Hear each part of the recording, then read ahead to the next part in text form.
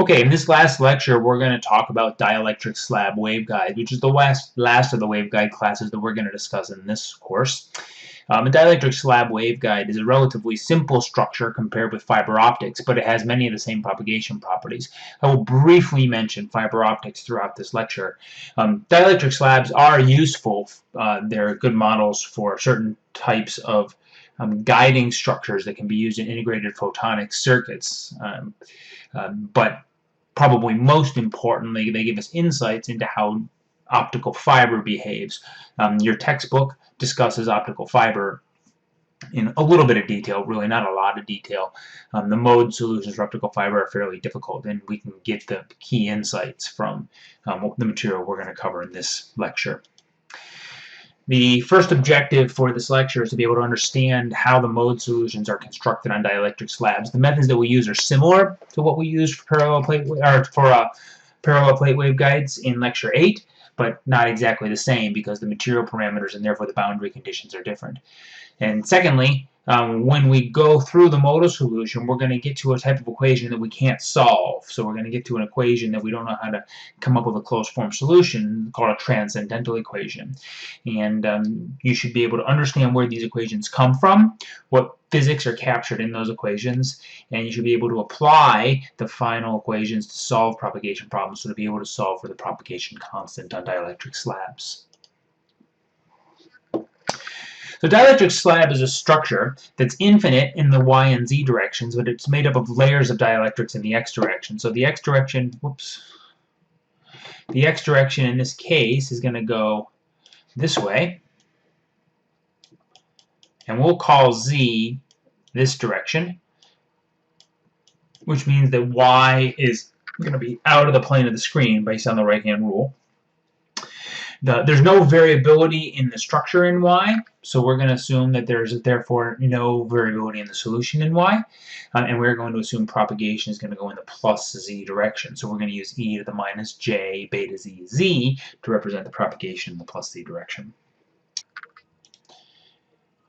We've got three regions here, and we're going to assume that the slab is symmetric. So what that means is that I've got a bottom central region that has permittivity epsilon 1, and then a top region, epsilon 2, and a bottom region, which is also epsilon 2. And these are drawn as being finite, but we will actually treat this as being infinite in this direction, or at least big enough so that the mode has fallen off, as we see here. Now, slabs mimic semiconductor layers for optical terahertz and millimeter wave propagation. So you can imagine having a semiconductor structure where you've got perhaps a substrate material and then some sort of an oxide layer which has a different dielectric constant, or you could put down some plastic or glass using micro or nanofabrication processes and be able to make such a slab waveguide on an integrated photonics board. And we're going to consider TE and TM modes on the structure similar to PEC waveguides, but there's a problem. In a perfect electrical conducting, say, parallel plate waveguide, we had perfect conductors at the top and bottom, which meant that the fields went to 0. But we no longer have those perfect conductors. So that means that the fields are no longer forced to go to 0 at the boundary, and I can actually have fields inside the core of the dielectric constant, inside the core of the dielectric waveguide, but also in what we call the cladding. In this lecture, we're only going to talk about the TE modes. You can look up other resources to look at the TM modes on your own. So, as with other waveguides that we've considered, we're going to assume that the TE mode has only E sub z equals 0. The methods that we've used in the past would be to solve for the magnetic field intensity H sub z, but in this particular case, we're actually going to look at the problem with a slightly different perspective. We're going to think about it in the context of a plane wave, which is propagating down along this line, bouncing back and forth between the two sides. Your textbook develops that solution in great length, and your textbook also develops a similar solution back in chapter 6 for a parallel plate waveguide where you have perfect conductors. Right, so we're going to consider this, right? And so in this case, we're going to define TE and TM as if we were talking about the plane waves. So the TE wave is going to be polarized in the y direction. So blue is the TE and it's in the y direction. And the TM modes are going to have their electric field pointed in the plane. So parallel and perpendicular to the plane of incidence. So because we need to consider the fields explicitly not only in the center of the waveguide but also in what we call the cladding, or the outer low dielectric constant region, we need to write the fields in terms of their full glory. Inside the core, right, so in the region where I have the high dielectric constant, we're going to write the fields in terms of two unknown coefficients b and c, and then sines and cosines of a parameter that we call beta sub x. But in the cladding region, we're going to assume that the fields cannot oscillate. We're going to assume that the fields eventually have to decay to zero. So I'm going to have my mode primarily confined to the central region. I have some fields outside, but those need to fall off relatively quickly. So we choose to write this particular form, where we have a coefficient above the core, e to the minus alpha x, a coefficient below the core, e to the plus alpha x. That's just because in the top I have decay as x increases, and at the bottom I have decay as x decreases. All three regions propagate like e to the minus j beta z z. They have to do that in order to be able to satisfy that boundary condition. Now, we've made several implicit assumptions in writing the field this way. First of all, we've assumed that we have a single propagating mode, meaning there's a mode that describes the fields in all three regions. There are many such modes, so it's not that there's only one mode on the structure, but we're treating the fields as a mode that exists in all three regions. We've assumed that there's no variability in the y direction. Right, so none of these functions are functions of y, and we've assumed that the fields are oscillatory in the slab, meaning there are sines and cosines inside the slab, but they need to be exponentially decaying outside the slab. And as always, our first step in this process is to see if we can satisfy the Helmholtz equation, or more specifically, find out the conditions under which we can satisfy the Helmholtz equation. So here's the Helmholtz equation that we're interested in using, del squared e sub y plus beta squared e sub y equals 0, and this is the beta u, the unpolarized, we refer to this as beta u in an earlier lecture, right? That's omega squared mu epsilon. That's what that beta is. This derivative is going to have two x derivatives, two z derivatives. There will be no y derivatives because we've assumed there's no variability in the y direction. And we need to consider these derivatives separately in the cladding and in the core. Right? So when I consider it inside the core, I get beta 1 squared minus beta x squared minus beta z squared equals 0. And when I consider it in the cladding, or outside the core, I get beta 2 squared plus alpha squared minus beta z squared equals 0. And I can put beta sub z squared on the right-hand side of both of these expressions, which then allows us to write a solution for alpha, where alpha is going to be equal to beta 1 squared minus beta 2 squared minus beta x squared. And as we saw with rectangular waveguide, we know that beta 1 is larger than beta 2. So beta 1 squared minus beta 2 squared will always be greater than 0. Beta x squared can be 0, and it can increase, but eventually beta x is going to increase large enough that what's under here becomes imaginary, and I no longer have a real solution to this equation. Now in TE and TM modes in metallic waveguide, we were able to eliminate some of the coefficients by enforcing the boundary condition at the edges, which told us that the fields had to go to 0. But in dielectric slab, there's no reason why the fields have to go to 0 at the edges. What we need to enforce is that the fields are continuous. But as you can see, as I've drawn here, the fields don't necessarily have to go to 0. Okay. So to make things a little bit more tractable, we're going to split the problem up into two classes of solutions. Even solutions. And so that's an even solution in green. That's an even solution because it's symmetric with respect to the x equals 0 direction. And then we have an odd mode that I'm going to highlight in blue. There's an odd mode. Okay. So we're going to solve the even and odd modes separately. For the even modes, we're going to assume that inside the slab we have only cosine solutions. right? So that is what we mean by even. We also have an even mode, which means that the fields above the slab and below the slab have to be the same. And so we're able to plug these two concepts into our original expression and get this here. We have only the cosine term, and then we have exponential decay in both directions. But at the interface, we have to have continuity of the tangential electric field. So these two expressions must be equal to each other. So when I substitute in x equals d over 2, which is, say, the top of the slab, I get this expression, where my expression here, a e to the minus alpha d over 2, must be equal to c cosine beta x d over 2, where I've now just divided out this propagation term. Whoops, excuse me, sorry about that.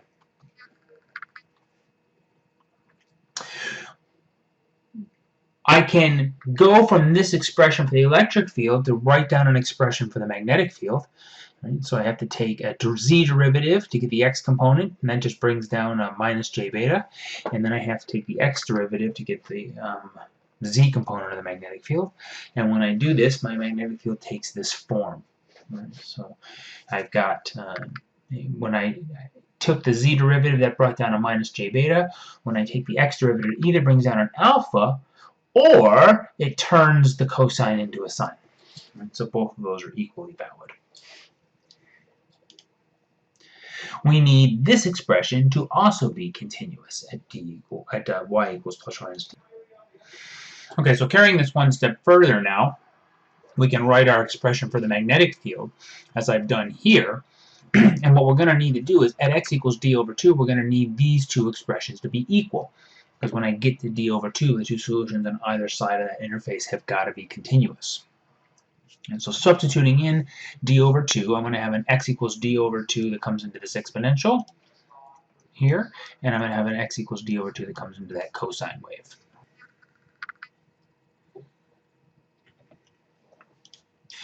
So when I make that substitution, right, on the left-hand side, I've got this expression here. So I've got my coefficients out front. I've dropped the minus sign that was in both places. And I am doing this solution for the z component. I could have done it for the x component. Right? So when I look at the z component, I've got a over j omega mu. I've got e to the minus alpha d over 2, which comes from that term. And I have an alpha, which came from that term there. On the right-hand side, I'm again only doing the z component, so I've got a e to the minus alpha d over 2 over cosine. That came from my equality of my coefficients. And then I've got the beta x and the sine.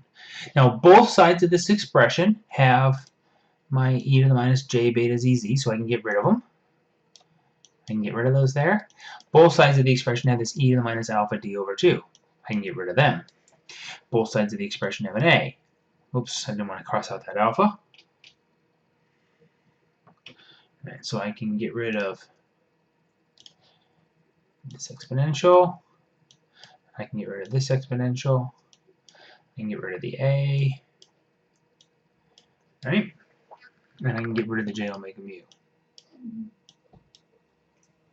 And what I'm left with on the left-hand side of the equation, the only thing that's left is alpha. And on the right side, I've got the cosine here and the sine here. So I've got sine over cosine, and we recognize that as tangent.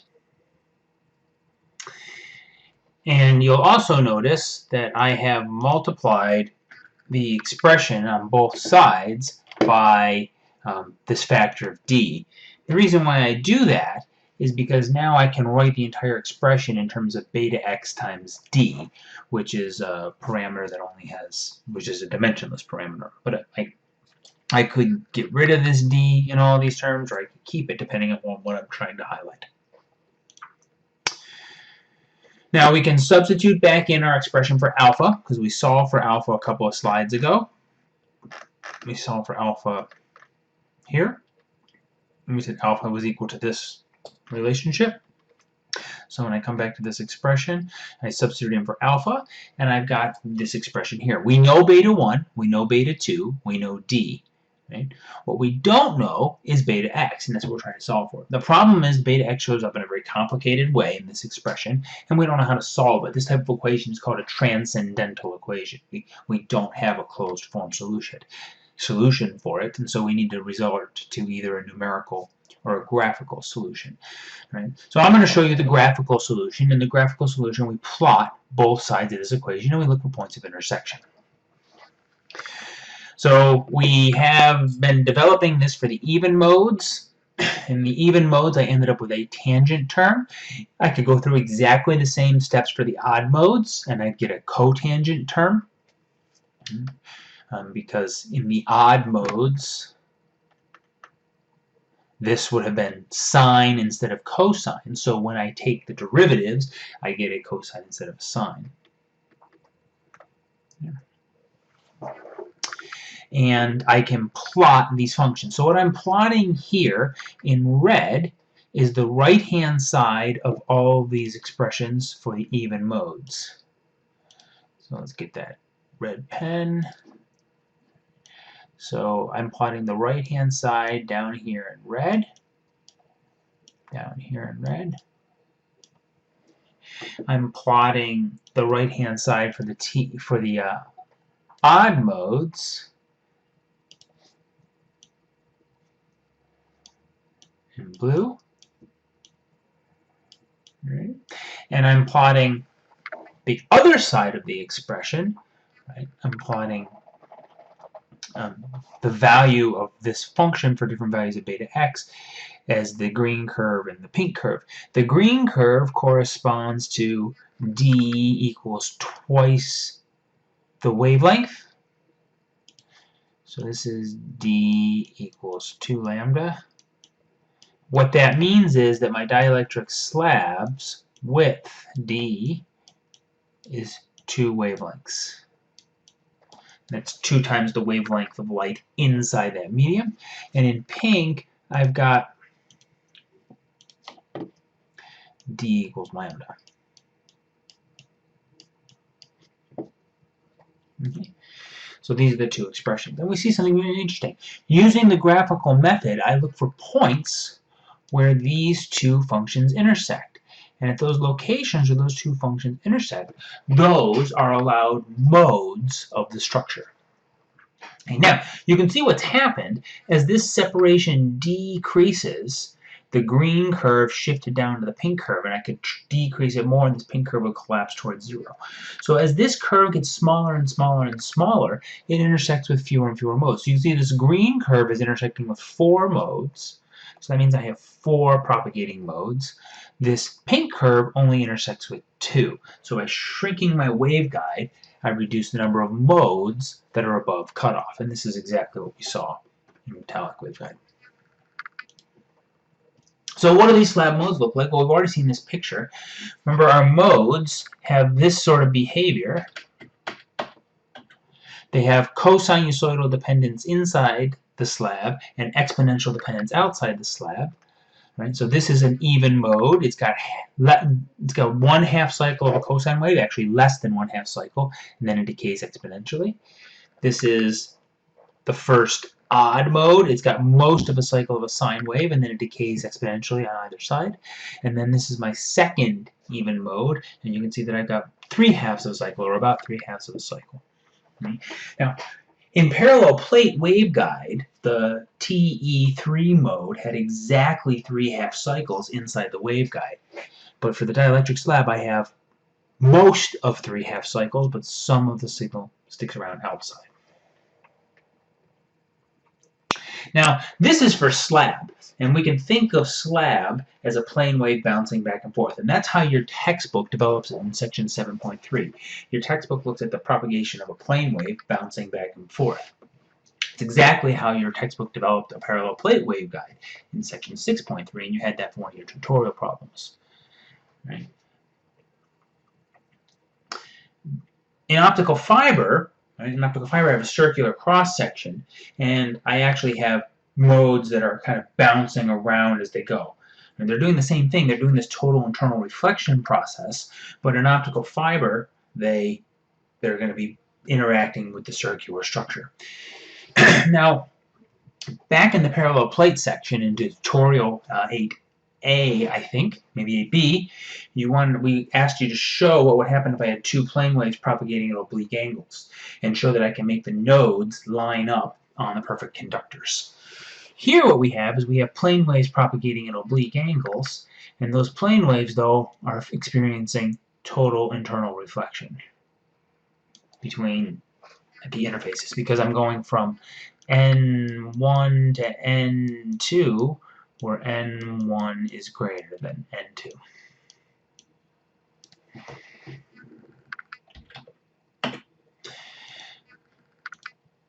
So, a dielectric waveguide has the properties that the core, the center, is high dielectric constant, and the outside is low dielectric constant. That could be glass and air, or it could be a high dielectric constant glass with a lower dielectric constant glass, or plastic, or whatever the case may be. Right, but that's what we're exploiting. We're exploiting that dielectric contrast and a total internal reflection process. But unlike in parallel plate waveguide, the mode is not completely confined. Some of the energy actually exists in the cladding, outside of the slab. In order to be able to determine the mode wave numbers, which modes are propagating, we have to solve a transcendental equation, which comes from the boundary conditions on E and H, and it looks like this. We solve it graphically for this green size of the waveguide, where the waveguide is 2 lambda, we have 4 propagating modes. If I went to a bigger waveguide very soon, this would intersect this red curve, and I'd have 5 propagating modes. I haven't done the derivation for the TM modes. You can look at the derivation for TE and TM in your textbook, which does it from a plane wave point of view, and you'll see that the propagation constants are the same for the given mode number between the TE and the TM. So you can split this problem up into pieces and solve for the coefficient at the end of the day when you have a particular source that you're trying to resolve.